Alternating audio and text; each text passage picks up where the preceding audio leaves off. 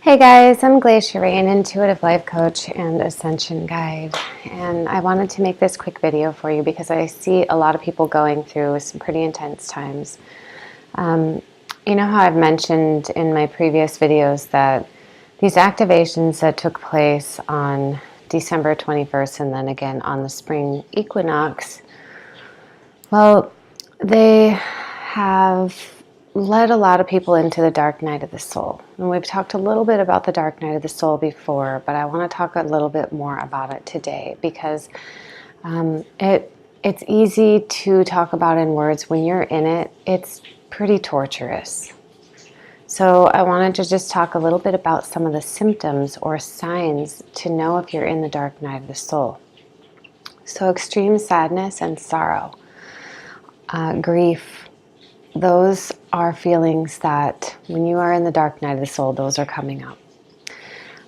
Feeling unworthy and feeling alone, feeling isolated, feeling like your contribution to the planet may not be what you want it to be.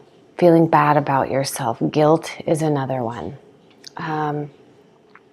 So when you're feeling these feelings, it's important to recognize this is a breaking down of who you're not.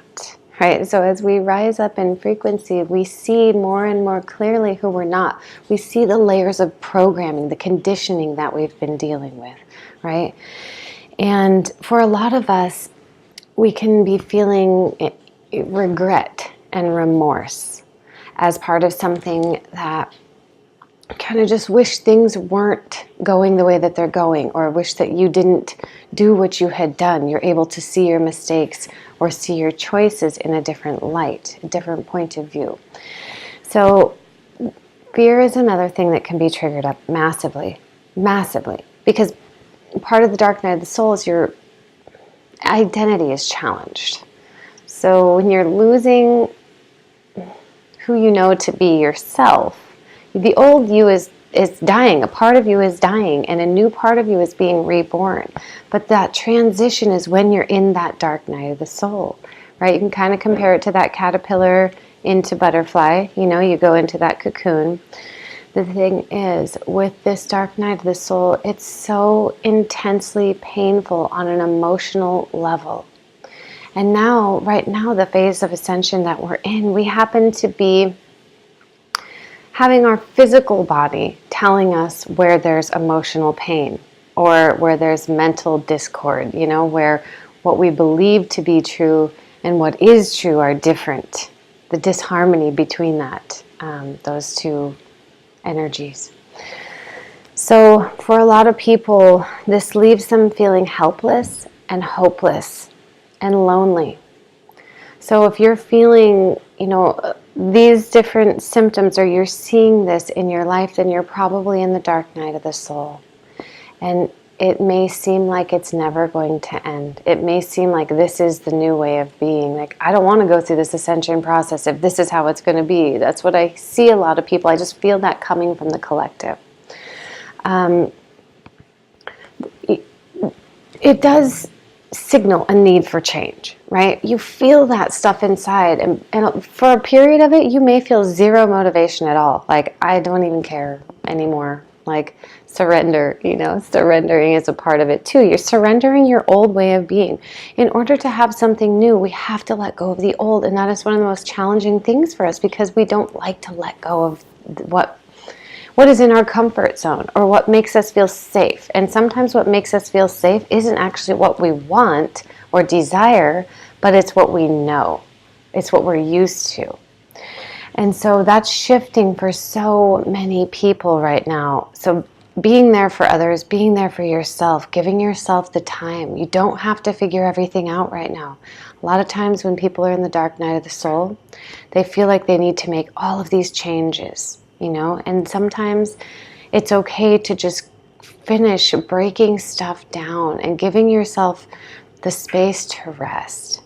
It's not a race. When there isn't like, you know, this really big push where it's like you have to keep up with everybody else's pace. This is really an individual process. And, you know, when we're born onto this planet, it's pretty challenging for the mother and for the baby. And that's kind of what you're going through right now, but you're the mother and the baby. You're both. And so we're doing this collectively and individually. So a lot of you are feeling other people's dark night of the soul too, not even your own. You're like, I have been through this before. How come this is happening again? Well, the dark night of the soul doesn't just happen once. It's part of your spiritual awakening. And fortunately, it doesn't happen all at once, because if it happened all at once, we would lose it.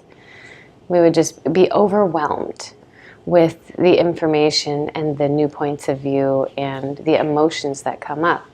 Now, speaking of that again, the physical discomfort, a lot of the physical discomfort that people are in, that is part of that disharmony within the truth about what actually is and what you believe about what is. So your body is showing you where there's something trapped in your energy. This is what I've been doing in so many of my sessions, is clearing these emotions from the body, from the emotional body, from the mental body, and from the physical body as well. So, and it takes a lot to do that, and to face that, and to step up and be like, you know what, something's out of balance here. I need some help. But reaching out to people that know you, people that love you, reaching out to me or other people like me. I've positioned myself here during this time because this is my soul's greatest expression, being here with you guys and for you guys to help all of you get through this, or as many people as I can help. But there's a lot of others like me too, stepping into their power and stepping up and saying, okay, I've got some tools. I don't think I'm perfect yet, but I've got some tools. I'm still constantly learning as well. You don't have to be perfect to show support to others. And the universe has a way of aligning you with people that need to be in your space. So that synchronicity is another thing that so many people are seeing right now. I want to talk just a moment, really quick before I go here, about these spikes in the Schumann resonance, right? We're used to having this nice mellow frequency that we can kind of count on, and now it's just all over the place. It could do anything at any point, So when the Schumann resonance spikes, we end up dealing with these increases in energy because our normal vibrational pattern, our frequency, goes with the earth frequency. We're subject to the changes and the fluctuations in the earth because, we're normally resonating in harmony, same vibration as the earth. And so when the earth spikes, we spike. And that creates a lot of discomfort. That pulls a lot of stuff up to the surface. It triggers the mental body. It triggers the emotional body. And then, of course, we know that the physical body has to respond to those two levels. So when that's happening, you may go through periods of feeling extremely, almost like electrified, or just extreme intense energies to the point that you can't sleep, can't eat, can't think clearly, mental fog, like high stress feelings, high anxiety, heart palpitations. Like those are the things that come along with these really intense spikes in energy. And it doesn't even just have to be from the earth. These cosmic waves that are coming in too, like solar flares, geomagnetic storms, all of that stuff really impacts us as well. We are electromagnetic beings. And so we are being kind of tossed around by all these energies, and it's really to help us get in touch with what's in there. So when we have things that are imprinted onto our soul, I talk about this a lot in the sessions because this is primarily what I've been seeing needs to be cleared with people or worked on or addressed. If things are imprinted onto our soul, right, we carry it with us. Like this is how past life memories are there, right? So we carry that with us, and then we start working it out and paying attention to it right when we get into the lifetime. But if it's something like sadness, guess what you start feeling from a very early age? Yeah, sadness. And then you just start going through life, and then all you can remember is just always being sad. I had that one, by the way. But that really doesn't mean that you are stuck with that. It just means that it's there right now. And if you give it the attention and you clear it, it will start to shift and clear. And it's completely possible to clear yourself of the trauma. We can be cleared of this programming. It's just layers and layers of programming that when we lighten up, we are enlightening, right, to the truth of who we are. And so hang in there, you guys, because this has been a pretty heavy cycle. 2019 has started out in a way that is, the word that I'm going to use is intense. Very, very intense.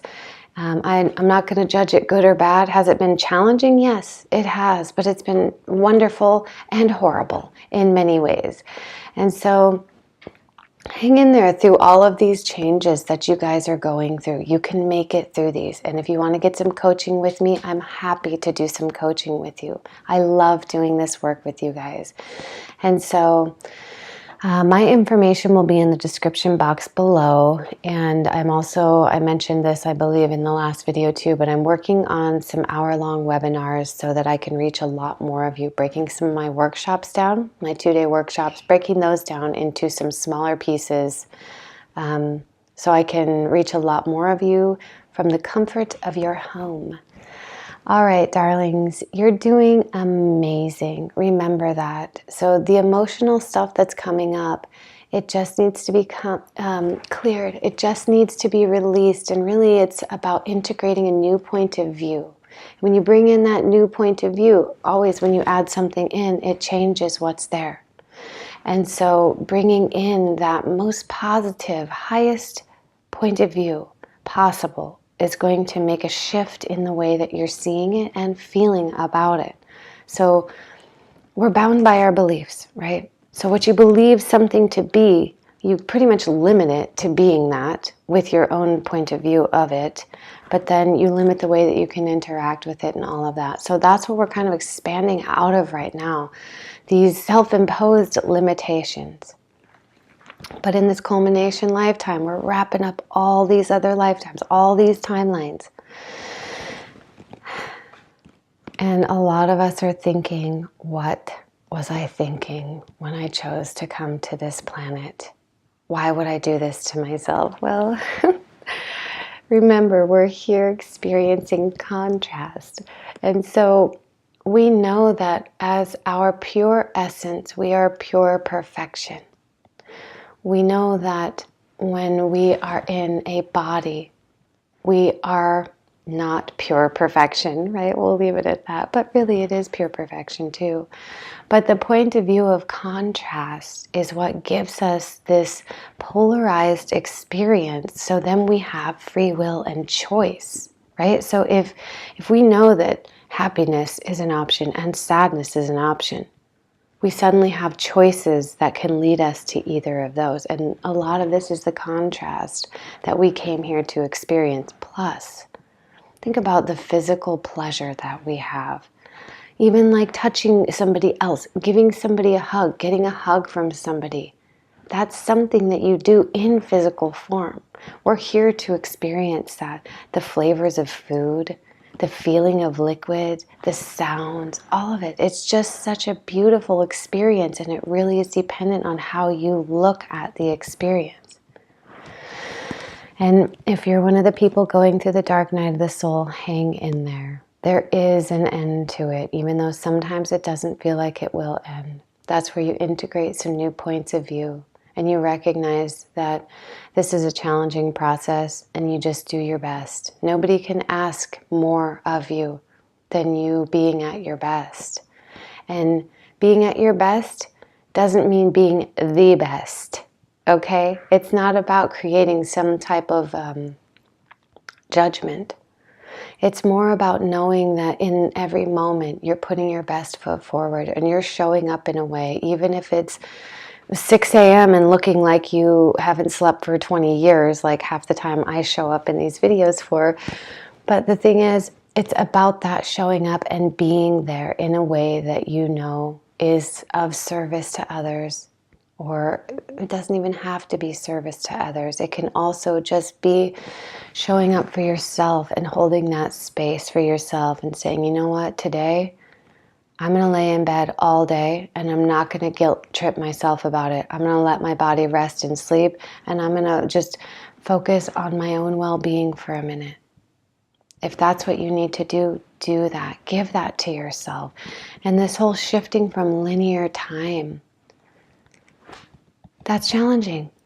It's really challenging because we feel like being in the moment and we want to follow our soul's urges and what we feel are these desires that will lead us to joy, right? But then we have this job, the alarm clock's going off, the school bus is showing up, things like that. And it kind of tears us up a little bit inside. And it's this process of readjusting. Okay, so, we're constantly readjusting. The only constant is change. And right now, this fluctuation that we're in is nearly insane, guys. It's nearly insane.